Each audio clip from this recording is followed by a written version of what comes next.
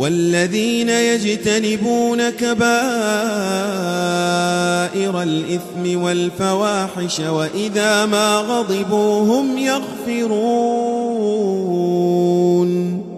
والذين استجابوا لربهم وأقاموا الصلاة وأمرهم شورى بينهم ومما رزقناهم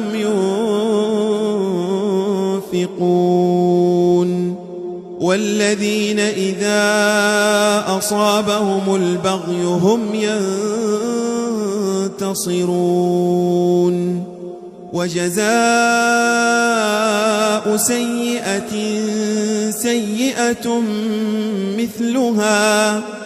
فمن عفا وأصلح فأجره على الله إنه لا يحب الظالمين ولمن انتصر بعد ظلمه فأولئك ما عليهم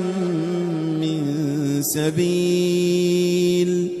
إنما السبيل على الذين يظلمون الناس ويبغون في الأرض بغير الحق أولئك لهم عذاب أليم ولمن صبر وغفر إن ذلك لمن عزم الأمور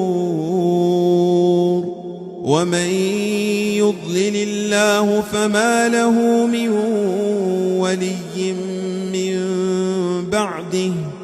وترى الظالمين لما رأوا العذاب يقولون هل إلى مرد من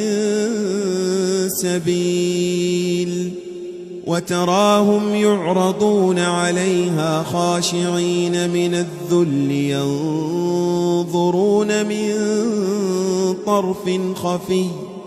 وقال الذين آمنوا إن الخاسرين الذين خسروا أنفسهم وأهليهم يوم القيامة ألا إن الظالمين في عذاب مقيم وما كان لهم من أولياء ينصرونهم من دون الله ومن يضلل الله فما له من سبيل